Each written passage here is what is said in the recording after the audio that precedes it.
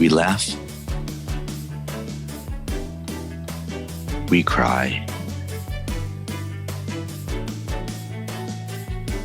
We learn.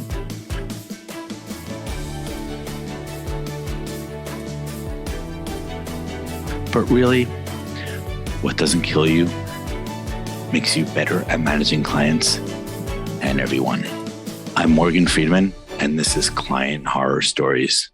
Hello, everyone. Welcome to the latest episode of Client Horror Stories. I'm very excited to have Paul Pape with me today. How are you doing, Paul? I'm doing great, Morgan. How are you? I am great. And as I just told you in our chat before I hit record, I love your background. I even thought it was a great image, but this is real alcohol. You're much cooler than me and my coffee with whiskey. Yeah, no, this whole bar is real. I do a series on YouTube about gamified business, and I actually dress up as the barkeep, and I give lessons on how to be creative. And so this is my background for that. So because like amazing. In Dungeons and Dragons type games, the barkeep is the guy who has all the information. You like head into the tavern, and you're like, hey, I want to talk to that guy. So that's my character that I play on the YouTube channel. So. Yeah, you're fun. Choosing to be an avatar throughout your YouTube channel name just for some self-promotion. Then we can jump into the story. Yeah. Well, I mean, that's absolutely what I do. So, I've got the YouTube. Do you want to get YouTube channel name? Yeah, it's just Paul Pape Design. So that's all it is. It's the gamified business scene. You can see them; they're there. It's a lot of fun. Love it. Now I have my coffee with whiskey, my Irish coffee in hand. Nice. What is your worst client horror story ever? Okay, so sit back. This is a doozy of a story here. So back when I was just getting out of undergrad, I had just gotten my first design degree. My mentor had given me this opportunity. He says, hey, I got this great opportunity for you. If you're interested in it, it is to have this design basically a new ad campaign for a grocery store chain here in the Midwest where I live. And I was like, oh, yeah, absolutely. I jumped at this opportunity. I was 22 years old. And so I met with this guy. This guy owned, I think, something like 20 or 30 different grocery stores. So I was like, okay, heading right into the big time, like getting a great opportunity here. So I went and met with the man and, basically just walk into the back office of some grocery store, old guy sitting there, and we're just chatting it up. And like I said, I was pretty green to the whole idea of working in a commercial industry. And I sat down and he's like, hey, so let's get this started. I've got this great idea for this ad campaign and I need an artist that can help me with the design for newspapers and possibly some like cartoons for online or commercials that would air on television locally. I said, awesome. So he's like, I got this great idea. I've been thinking about it for a while. It's called Major Savings. And my idea was that we could have a bear dressed as a marching band guy and he would be Major Savings. And I'm like, yeah, that's cute and all, but here I am 22. I want to really like make a name for myself. And so I was like, actually, I did some research before I met with you. And I was looking, I said, like, who's your major demographic for a grocery chain? Because, you're trying to appease the pain points. Right. And I said, your main client is women. Like women do over 90% of the shopping for a household. So I said, look, I think instead of a marching bear that nobody can really relate to, how about instead you do an image of a lady, and the lady is saying, hey, I can save my family this much money by shopping and all that. I said, as a matter of fact, I've got this great image, and I was rifling through my portfolio and I pulled out this illustration I had done of my wife. And I was like, this is an image of my wife, red hair, very stylized, very much my look. And I said, now this person I think would be able to sell to a lot of people. This would be a great advertising campaign because it would relate to your main clientele, the over 90% of people who shop for you.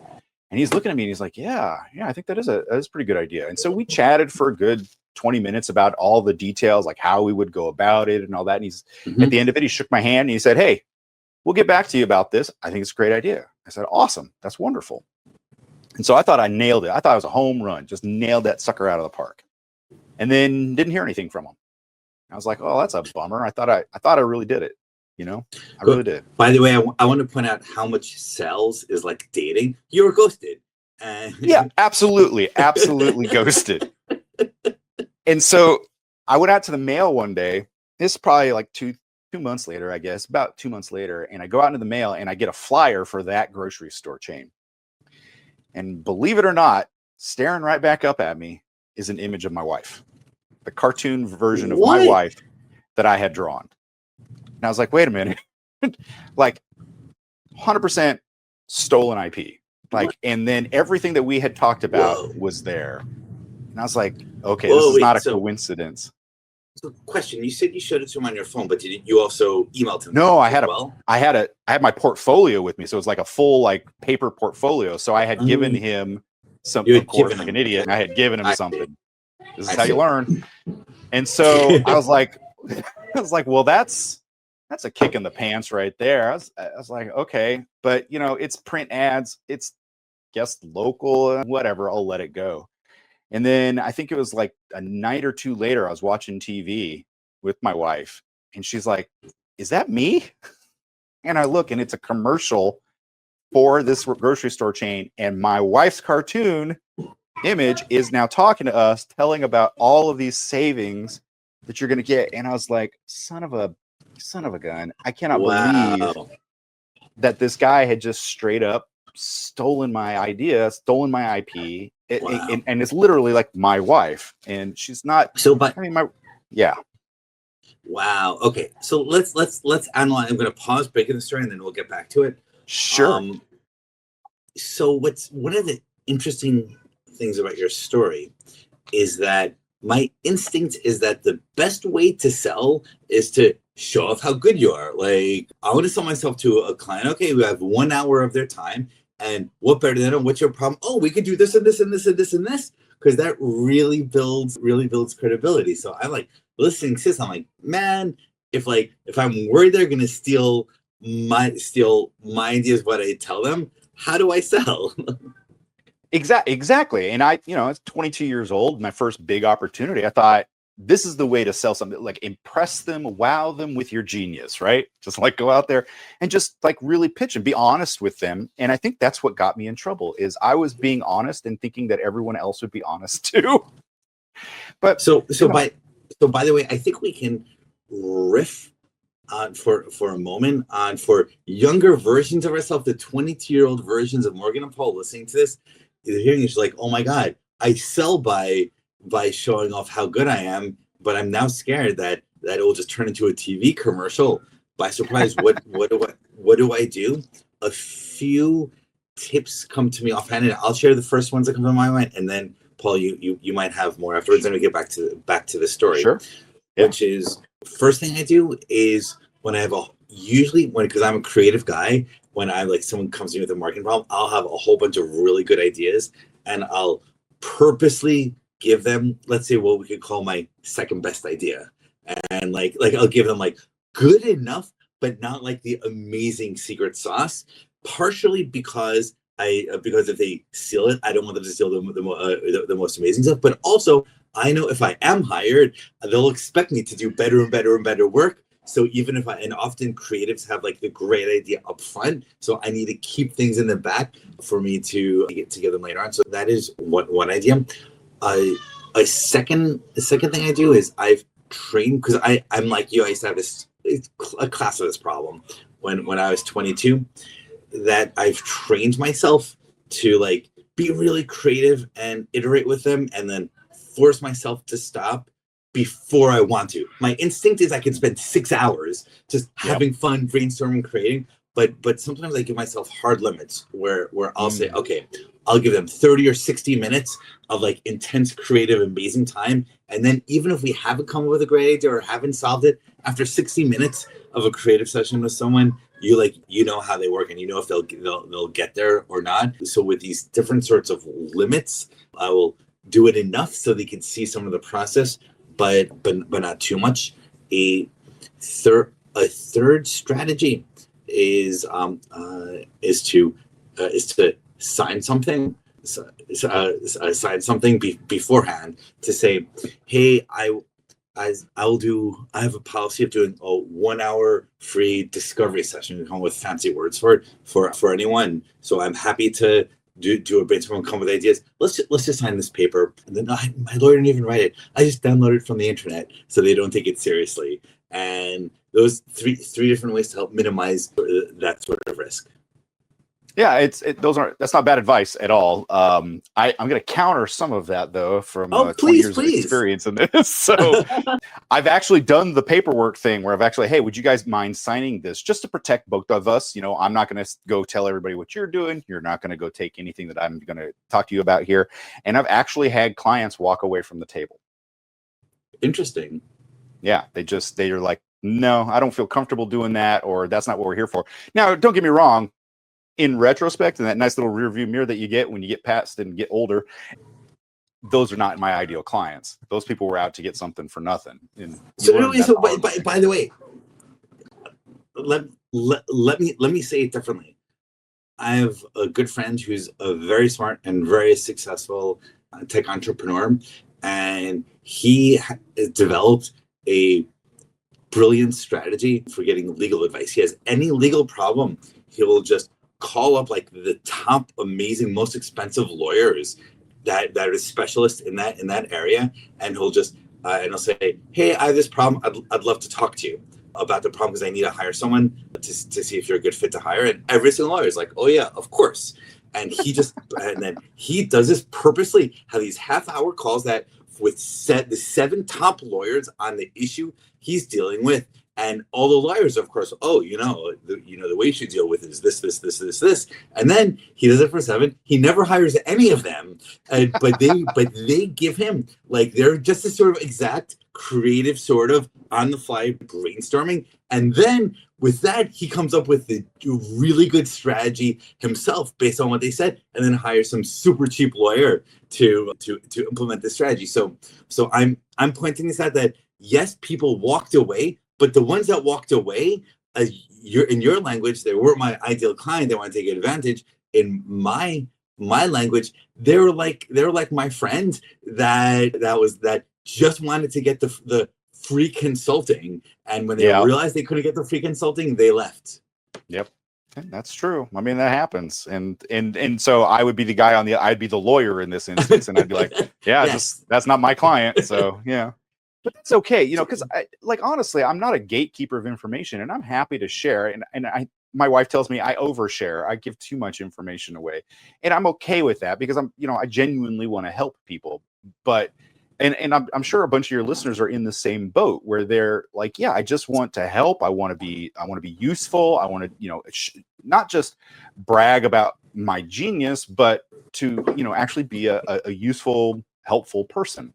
And unfortunately, people with that mindset, myself included, is we just project that onto other people as well, and don't really accept the fact that there are people out there who are going to be the opposite side of that coin, who are self-serving, who are there to manipulate, who are there to take, as opposed to be genuine and helpful. So yeah. Totally. So my advice on this one would be to walk in and have a portfolio that is close to the idea that they're talking about. And this one, I like that. And the reason this one came up is because I was dealing with Disney, and Disney is one of those people that if you are under contract with them, your any IP that you develop is theirs while you're under contract. It's written in their contract. If you come up with something brilliant, it's because we helped you come up with it, and so it's ours. And so you have to be really guarded in this instance. So when they come up and they talk to me, I'm like, I've done similar things to what you're working on. In instances, I've done this for this company, I've done this for this company, so on and so forth. Granted, I was really green at 22 and I hadn't done any of that stuff. Yeah. So again, rear view mirrors look a lot better. Everything's crisper in that rear view mirror. By the way, I really like your advice too, which is maybe you just don't brainstorm what they wanted, but instead you show them something similar enough that you did. And by the way, a slightly more Machiavellian version of that, if you're 22 and haven't done anything, you can then, instead of going brainstorming on your own and solving their problems for them, you can say, okay, what's the different enough but related enough problem? And then solve it yourself and say, hey, actually, a friend I was just helping a friend do this other thing that was vaguely similar, and here's what I came up with. Yeah. I mean, it definitely falls into the fake it till you make it type of situation. And when you're starting out, that's really what you got to do.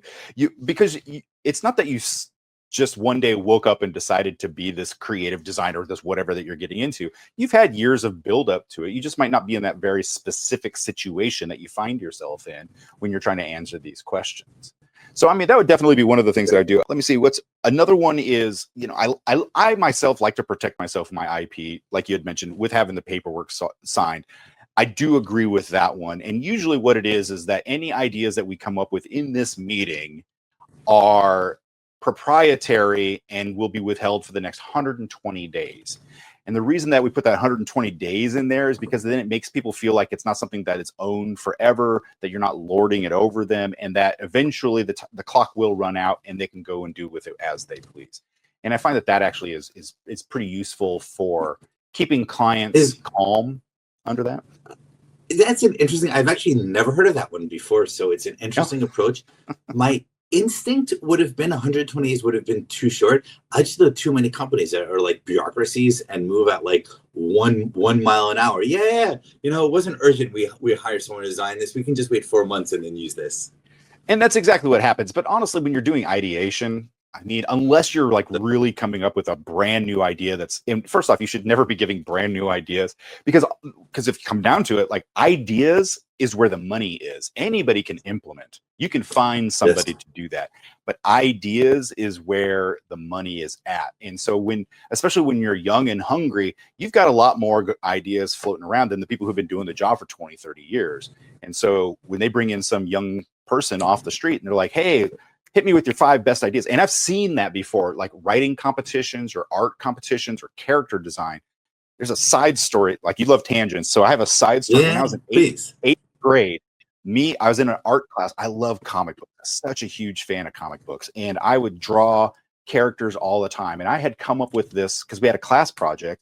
And so we're drawing characters. And a buddy of mine and we were sitting there talking, and we were looking at the back of one of these magazines, one of these comic books, and it said that they were having a contest for new characters, like design a superhero and then tell us all about it, the bio and the background and all that. And so we both entered, and I had drawn this guy black and white, big red dot on his chest, this whole 9 yards, and we submitted it. We never heard anything. We didn't make finals. We didn't make anything. It was just gone. About 10 years later, I find this Image comic. And it's been turned into a movie with Vin Diesel. It was my dude. It was my guy. Black, white, red circle, the background, whole 9 yards was there. And I was like, son of a gun. Stole my stuff. But the thing is when I submitted it, it was all, you transfer all rights to the company, part of entering this contest. And I was like, well, here I am. So even in 8th grade, I did the exact same thing. I was so excited to be able to work with my idols or get a foot in the door type of situation that, even though it never came to fruition, it's the same thing happened. I love your story within the story. First, it reminds me of Hamlet, where like Act 5 is the play within a play. Yes. So this episode of Client Horror Stories has some Hamletian overtones. Secondly, what's interesting about this is I have this like mathy side, but I also have a more spiritual side. And my more spiritual side, like here's that story and thinks the universe is like trying to teach you the same lesson over like the Client Horror Story happened to you in 8th grade. Yes, it did. I have 2 scars on my forehead here, like in my eyebrows. I have 2 scars. First time I ran into a table when I was 2 years old and I split open my eyebrow and I have this nice scar from it. 3 months later, did it again on this side. I'm one of those people that needs the universe to do things more than once. I'm not good at learning. So I want to point out how the bug is also the feature, how like the yin is the yang, because something that I found with really creative people, and I try to include myself in the category. Let's say it's more aspirational. I hope to include myself in that category. Yeah, I'm creative with writing and words, basically. But with really creative people, they can't stop themselves, and it's a little bit of a magic power just to be bursting with ideas, creative overload. That by dint of being this like creative, obsessive maniac, you're gonna like continue having the same problems caused by just being far too creative, and because like definitionally it's gonna just spill out everywhere, and when it spills out everywhere, and like every here and there, people are going to find the tail ends of it and then take it for themselves. They are. So there are always people there picking up scraps.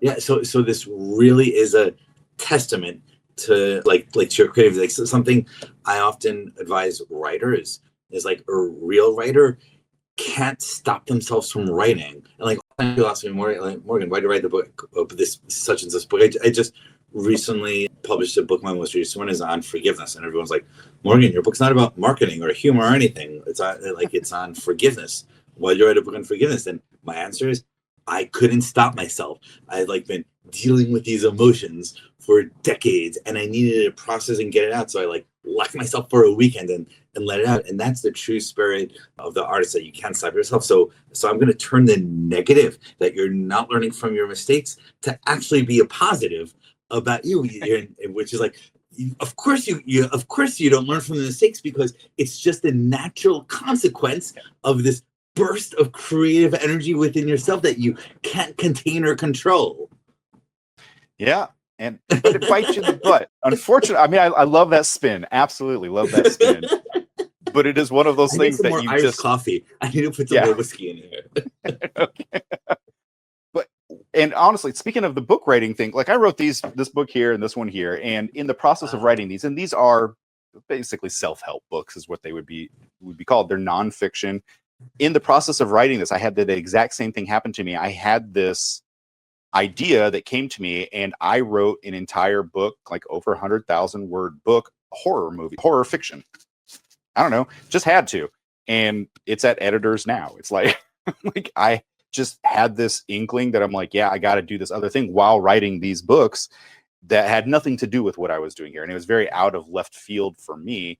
And I'm not a writer. Like, I guess I am now. I've actually published some books, but it's like not, I wouldn't consider myself, artist is what I would go with. And it's just weird that you have that pull. And it's like, if you don't listen to the universe, the universe will keep smacking you over the head with it. What do they say? It's the feather, the brick, the truck. Wait, so I never heard that before. You mean you're smacked first lightly, then more, then intensely, and then exactly. I get it. The feather, the brick, the truck. Yes. So the universe is going to let you know, and you either catch on quick or you get hit with a truck. So I've gotten to the point now in my life where I'm like, let's avoid the truck. I get a brick very, very often. I'll be the first to admit that one. Definitely the brick. But if you just listen to the universe is telling, like, it's, and I can put this into the real world as well, because if you look at movies, you'll notice that random movies come out in pairs. I don't know if you remember, there was Armageddon came out at the same time as First Impact, and then there was one about the Matrix came out at the same time as Dark City. Exactly. See, things come out, and that's the feather, the brick, and this truck. That's that in action. Somebody didn't go, hey, guy. They didn't pitch to two different studios. What happened is that idea was born in the universe. Two people grabbed it, and then two people ran with it. And if you sit on those, and what I'm saying is, if you sit on the idea, someone else is gonna pick it up, and it will be done worse. It'll be, or it will. You will have that regret that we say we don't ever have, but you will. You'll have that regret that it passed you by, because you're like, damn it, that was my idea. I should have. Don't ever do the should have. Put it out there. What's the worst that can happen? But by the way, I hadn't really thought. I remember about, like, I only discovered Dark City a few years ago. You know that movie? Oh yeah. And they came out like right at the same day, or like within, let's say, weeks or something of the Matrix, and very similar concepts. And so, but I hadn't thought about it in terms of other movies before. However, I make that same sort of argument as well to people, but my way of making that argument is with patent filings. I don't know if you ever read about this, that when like Alexander Graham Bell filed the patent for the phone, it was like someone else, like literally the same day or like one day after, like did a patent for the exact same thing. And but like the weird thing about this, it was like literally a 1 day difference.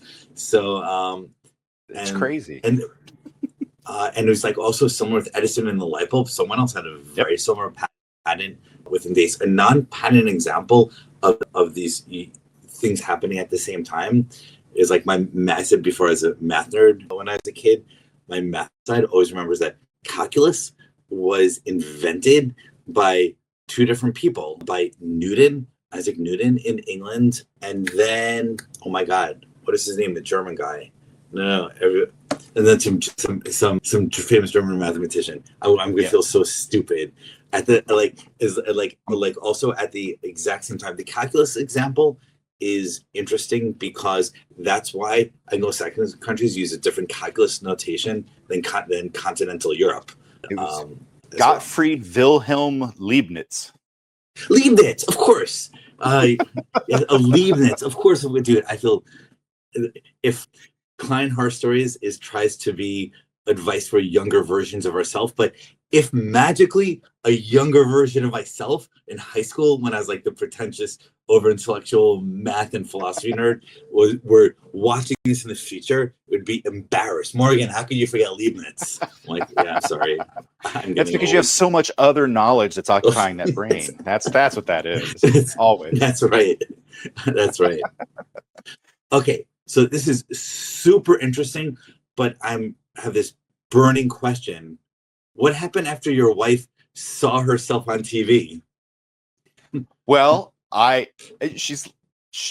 we found a lawyer is what we did. I sued because I was like, you actually stole my IP. I gave you this and you stole it on the auspice that you would actually hire me. And the reality is you stole my idea. And so I'm going to file a complaint. I'm going to sue for copyright infringement for theft of IP. And so I found a lawyer who was willing to take my job or my case.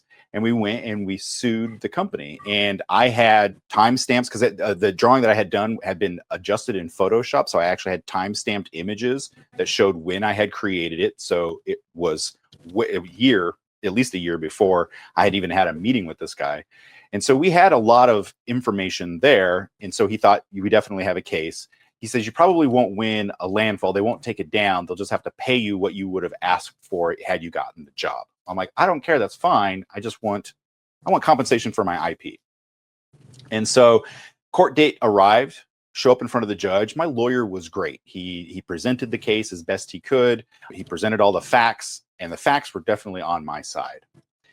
Unfortunately, the judge did not side with me. He sided with the other guy. And the judge told me, well, okay, Mr. Pape, did you invent women? I'm like, no. He goes, exactly. You can't file an IP on women. It's too well known.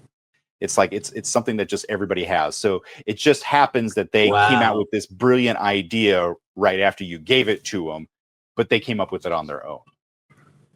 Now that's not the kicker. Wow. That's not the kicker. No, this is getting exciting. But before we get on the kicker, let's discuss the judge for a minute. So I just have it. I'm not a lawyer. I know nothing about these things. I want to share my instinct just based on my experience. Sure. Which is a huge part of convincing anyone of anything is framing it in a particular way. Like, you have to like define the audience and define how you frame it. You need the target and the target. So this is like really good marketing isn't just making a good ad. That's it's much bigger. Who do we want to talk to? Like how do we want to frame it? Thinking about this, knowing this is my approach towards convincing people of things, what I'm realizing in real time in this conversation, I feel like if I were a lawyer, I would think long and hard about questions like, what jurisdiction do we want to sue them in? Like, what are there ways, maybe in different jurisdictions, you can get to like, there are ways to know which judge is more likely to be more favorable. Because like the problem is with the judge, based on what you said, based on the judge's personality, there's no way you could have ever won. So no. So well, therefore, there's a tidbit of information on that one as well, how I would have never have won either. And that was that I later found out that the judge was friends with the guy who owned the grocery store chain. No. Oh, no. So that deck was stacked before I even walked in the room. Yeah. But that's not the kicker. Wow. That's not the kicker. That's salt on the wound. Well, we will get to the kicker, but just to pour more salt on for a second. I think how in all contracts it just has like this bottom line. This contract is legal under the laws of San Francisco, California. I'd never really thought about the jurisdiction, and it always felt kind of arbitrary to me, but it kind of makes sense to say. So this tells me, for example, you might want to always choose a jurisdiction for your contracts that is not the jurisdiction of the person you're suing, because the person you're suing is more likely to be friends with a judge and more likely to have influence. Yeah. No, although well, to just. The thing is, we both were in the same city. I don't think there would have been. I was 22. I don't think there was even an opportunity to pull that move out there. I mean, nowadays, absolutely. But I mean, I think that the bigger takeaway is a millionaire with a judge who deals with, they're just hobnobbing with people. You're there, they're here, and you're down here, and you just. Yeah. Oh, yeah. By the way, these sorts of ideas about choosing the jurisdiction to sue them in and like for the contracts is uber sophisticated. Me at 22 wouldn't have even dreamed of anything that could be relevant. I just want to point out for the record, because it's interesting and for our listeners, note that this thought process leading me here, that you want to make sure you work in a jurisdiction different than like where the person is less likely to have influence. Note that that's the opposite of a piece of advice I once heard from a different lawyer of mine in a very different context, where one lawyer of mine once gave me the advice: you always want to sue people in the jurisdiction where they have their assets.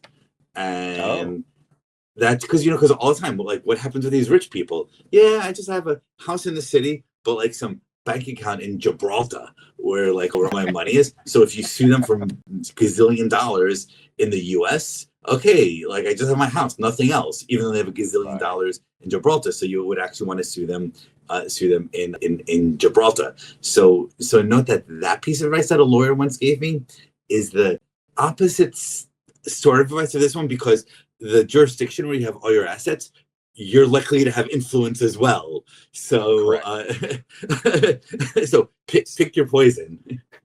Right. I mean, I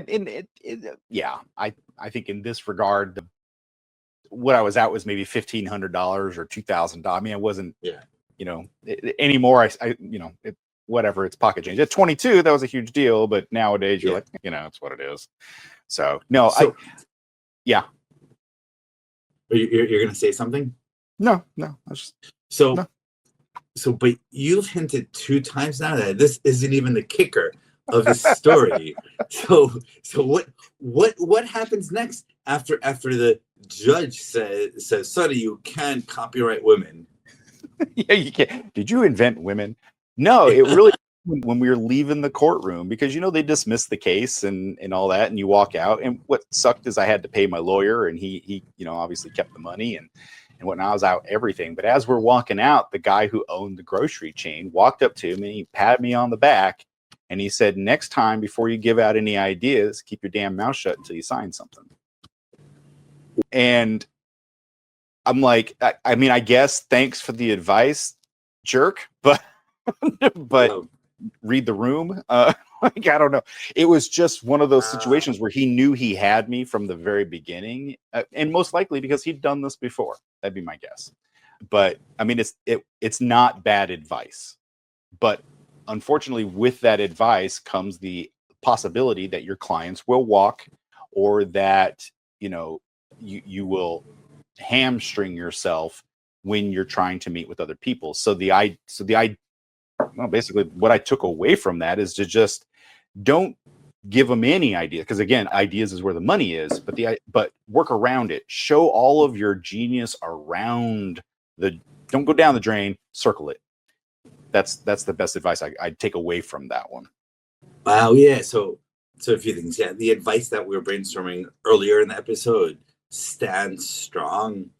Also, let's discuss for a few minutes him actually patting you on the back and saying, Sonny, next time sign a contract before you give away your ideas. So a few things. First, I fully agree with your interpretation. The fact that he would say that means this is part of his modus operandus. This is just what he does. Yep. And he probably hires really young people because very young people are too inexperienced and unsophisticated in order to have noticed or seen these patterns. What I also find incredibly interesting about him saying that is, by him saying that, he is effectively acknowledging what he's doing. Absolutely. Yeah. He admitted it. Yeah, he admitted fault. Yeah, I mean, 100%. He said he knew he did it, and he got away with it, and that's the thing that gets you. Yeah. Yeah. So it's interesting, and in client horror stories, most client horror stories on this podcast, I'm almost at episode 100. Most episodes deal with someone who is like, where the client is crazy, or you fucked up and it escalated, or a whole series of miscommunications, or there's like an interloper in the middle who then just game of broken telephones. And it turns out that like the true assholes who are like no plan to take advantage of it are few and far between. So what's one of the incredible things about this story is, not only was he a known asshole, like this was his whole plan, he comes up and he admits it at the end. Yeah. I mean, it's truly a horror story. Now, don't get me wrong. I mean, it stung. It stung so much, my lawyer actually gave me money back. He's like, it was $1,000 retainer. He's like, I'll give you $500 back. He's like, because he just saw, because I had no money. I was broke. I was a broke artist, straight out of school. And so he recognized that. And so I appreciate the lawyer for that.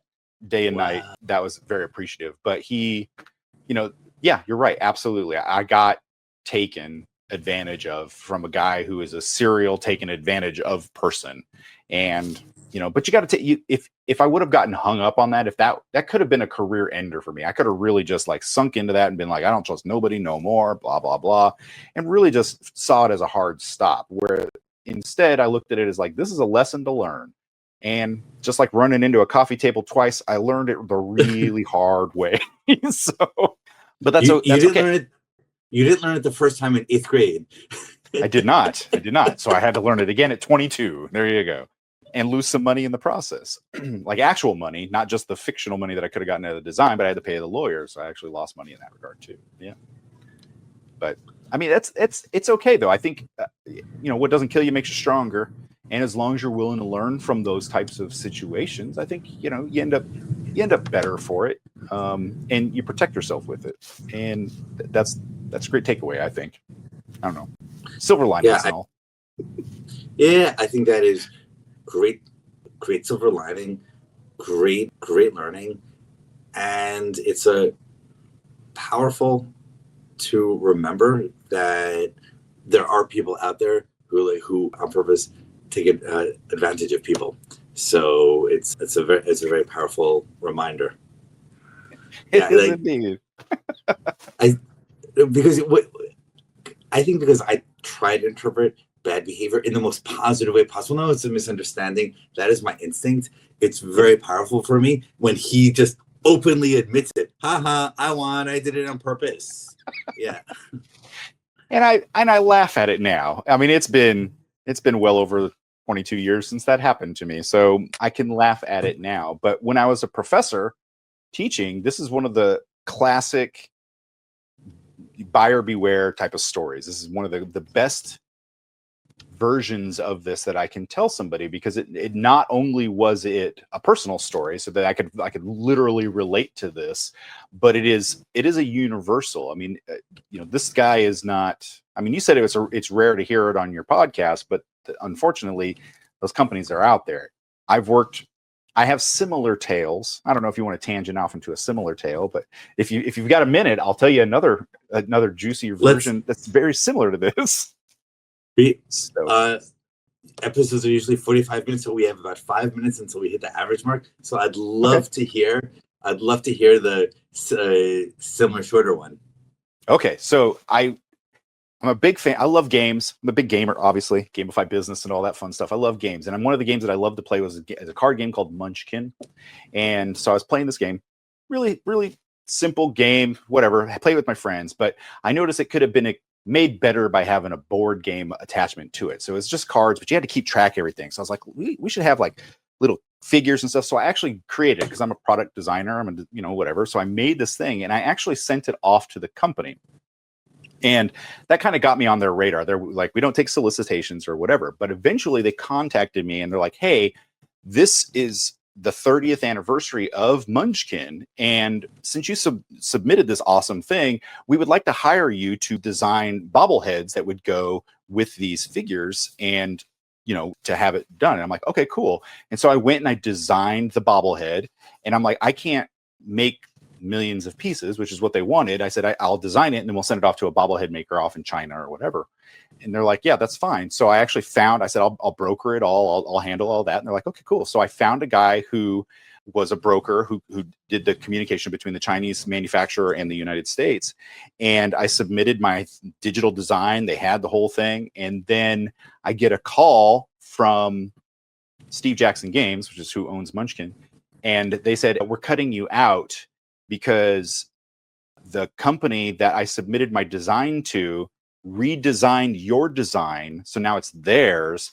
And it saves us 3 cents a bobblehead to not have to pay you. And so that's the third coffee table, by the way, is what that was. But that one was, I was under contract. I was under contract to design this thing with them. And they still cut me out because the guy's like, I recognize this IP. And so he went straight to the company. He's like, I can do it for cheaper.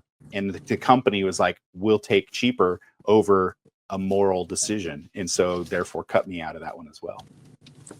Wow. People are such assholes. Sometimes they are.